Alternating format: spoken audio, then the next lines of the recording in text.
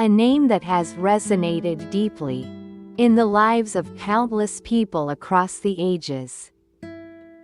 Though he seemed to disappear without leaving a trace, the teachings he left behind still illuminate our hearts today. Even while living through an era of chaos, he preached the most tranquil wisdom. And in a world that pursues strength, he spoke of the gentlest power. His voice transcends time and reaches into the depths of our inner selves. Today, through the life of the mysterious figure known as Laozi, let us reflect on the forgotten essence of life and begin a journey in search of true freedom and peace. Take a moment to step away from the noise of the world and listen closely to the order of nature. In this very moment, open your heart and listen.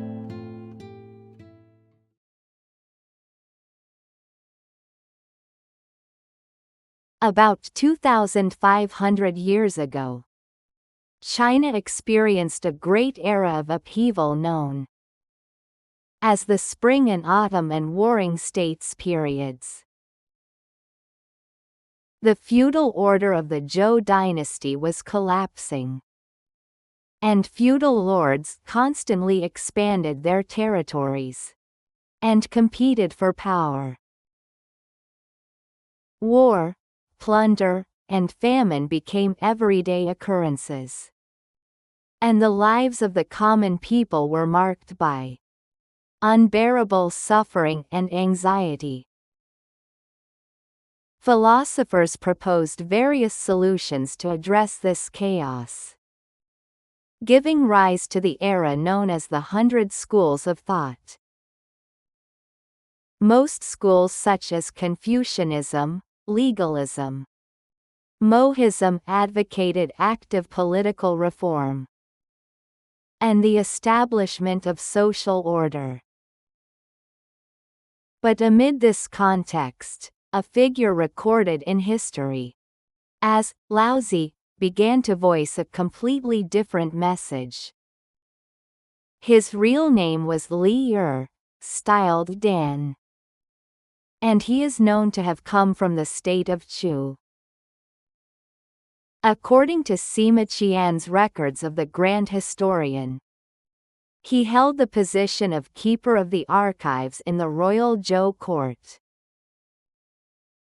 There, he had access to a vast repository of knowledge.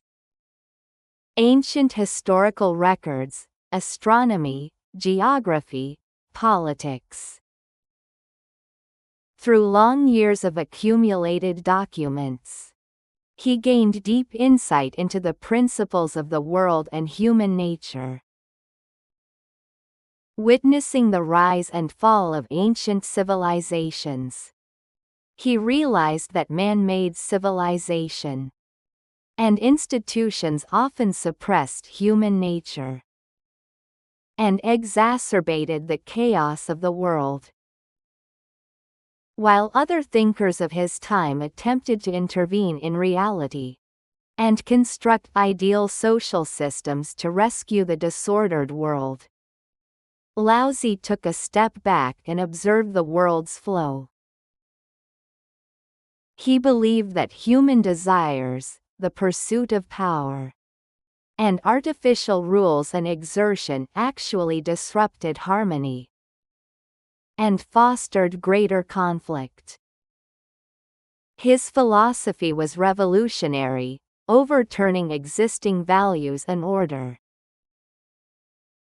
People believed that the strong dominate the weak and the big trample the small. But Laozi insisted that what is weak overcomes what is strong, and what is soft subdues what is hard. As though a great boulder is slowly worn away by flowing water, or a tiny blade of grass bends gently in fierce wind without breaking. His thought was so radical and difficult to understand in his era. In a world chasing honor, wealth, and power, Laozi warned against humans' constant need to accumulate and build, saying, "The highest virtue is like water, which benefits all things and does not strive. It dwells in places that all disdain. Therefore, it is close to the way." He taught that what seems full is actually empty. What seems complete appears incomplete. One who has attained the highest state remains humble. One who is perfectly full appears as if lacking.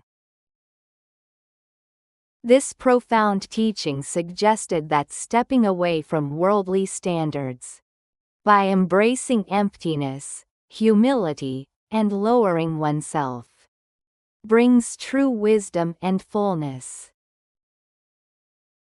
From the center of a world seemingly possessing everything, Laozi recognized that non-possession and naturalness are the essence of life.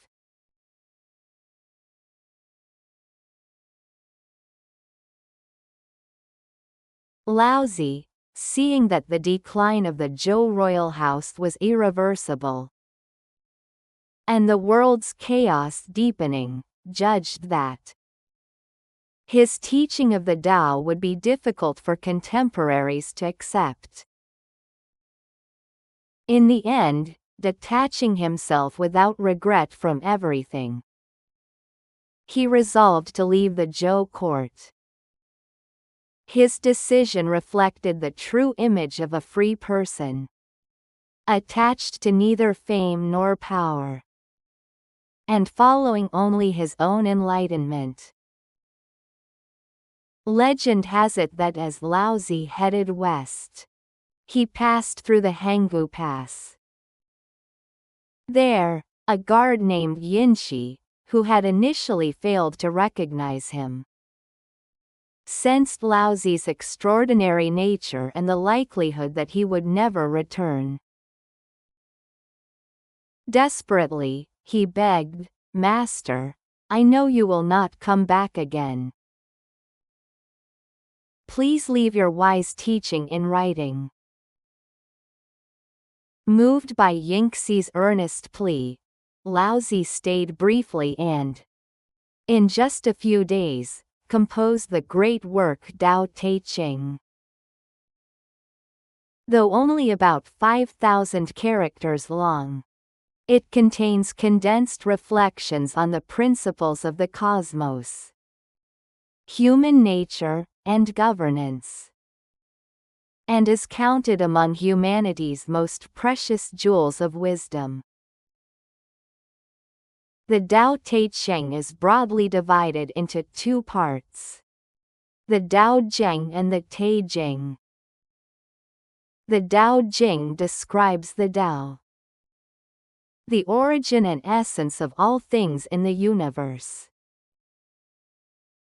The Te Jing addresses the way of living in accordance with the Tao virtue.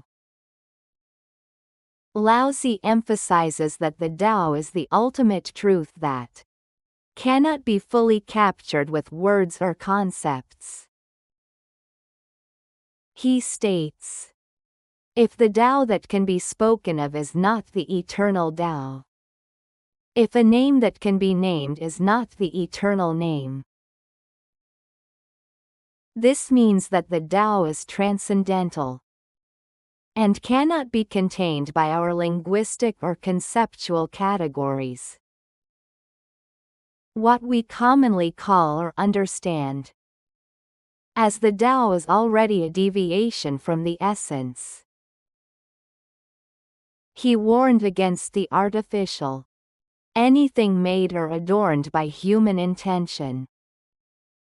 He championed Wu Wei Zi Ran, non-action, naturalness, arguing that only without forced artificial interference can all things live in harmonious vitality. He added, "He who knows does not speak, he who speaks does not know.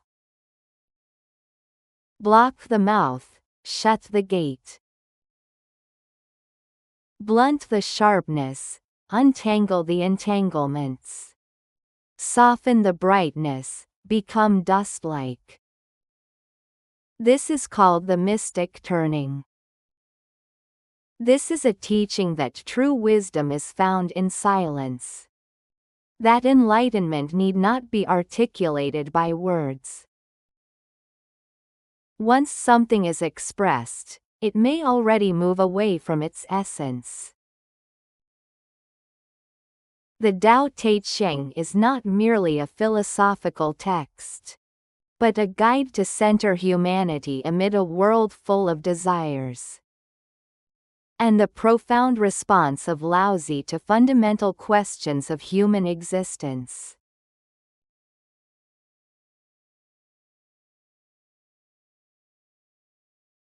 After composing the Tao Te Ching, Laozi vanished again. No precise record remains of where he went or how he spent the rest of his life. It is as though he returned to the great flow of nature. Embodying the Wu Wei Zi Ran he preached. His concept of Wu Wei is not the passive notion of doing nothing. Rather, it means not acting by force, not going against the natural order, not performing contrived, artificial actions. Like water, which flows around obstacles, returns, flows to the lowest places, and ultimately embraces everything into the sea. Laozi highlights the wisdom of acting softly yet powerfully, in accordance with nature's course. He said, "The highest good is like water. Water benefits all things and does not compete. It stays in places that all disdain. Hence, it is close to the Tao." Laozi advised against trying to forcibly change the world through human wisdom or effort.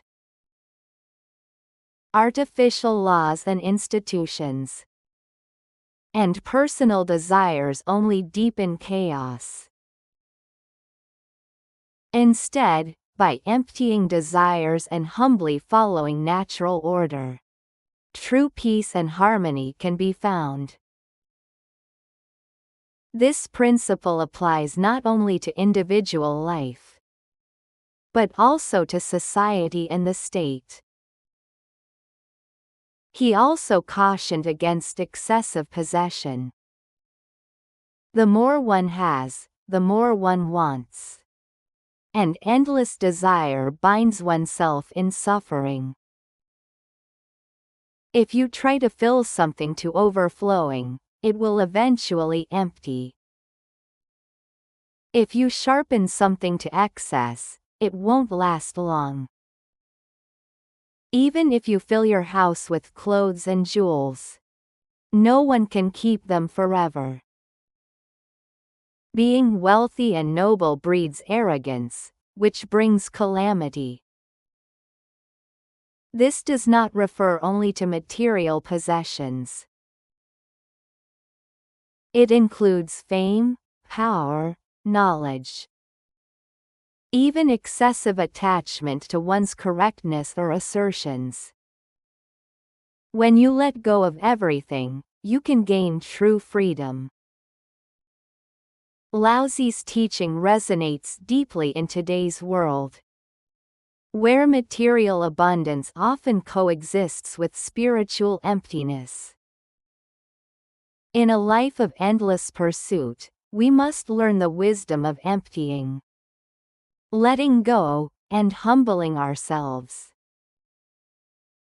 Ultimately, Laozi preached that instead of external coercion or artificial effort, we should find life's true balance and tranquility through inner serenity and alignment with nature. When you rid yourself of greed and empty your mind, clarity of the world's principles emerges, and you can experience true freedom.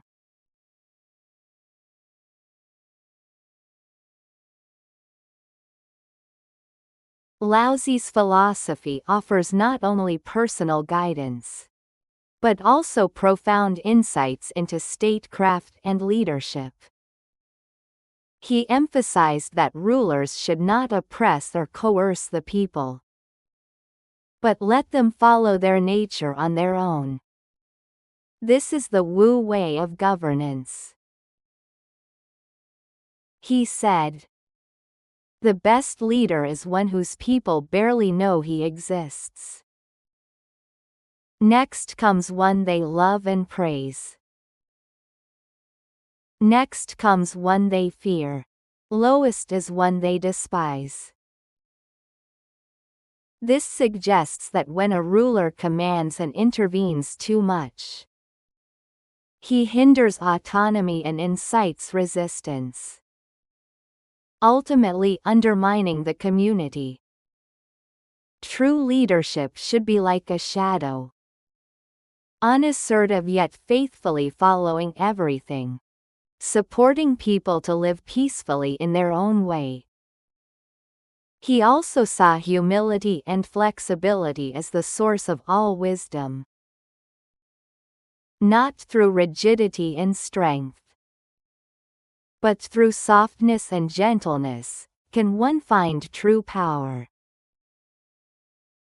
Who knows does not speak himself, those who speak don't know.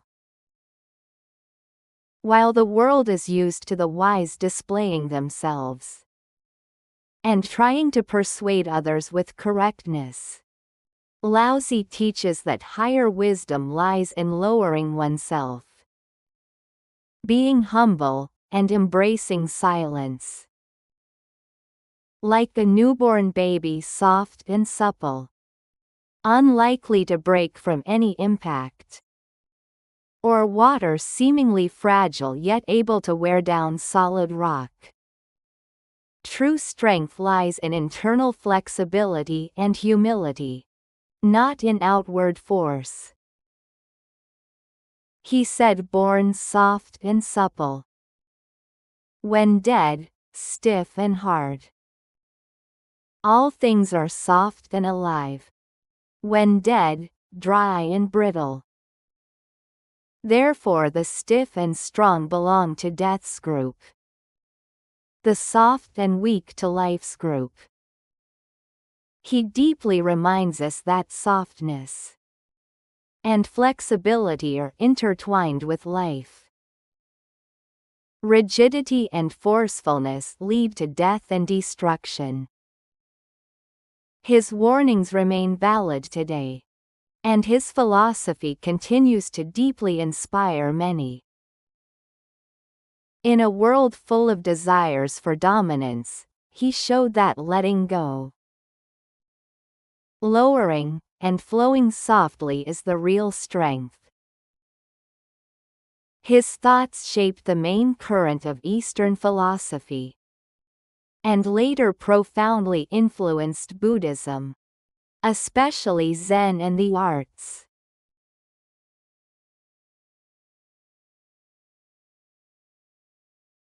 After passing through Hanggu Pass, Laozi's ultimate fate remains unknown. He seems to have returned to nature's great flow, embodying Wu Wei Zi ran as his final act. Yet his Tao Te Ching continues to convey profound wisdom beyond time and space, even today. He persistently asks us, what is the true purpose of life? Not a life defined by worldly standards, chasing possessions, climbing higher, competing, but a life listening to your inner voice, following nature's flow, emptying desire, living simply as what brings true peace and happiness. Laozi reminds us of the importance of contentment, which we so easily forget in daily life. He who knows contentment is always joyous. Being content is the greatest wealth. One who knows when to stop will not be endangered. This is the enduring way. We constantly chase more, chase higher. But Laozi says that when we accept what we already have, and embrace ourselves as we are, only then can we feel true abundance and peace.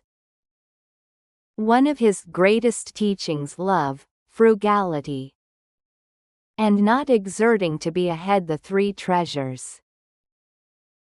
I have three treasures I hold onto and cherish these. The first is compassion. The second is frugality. The third is not daring to be ahead of the world.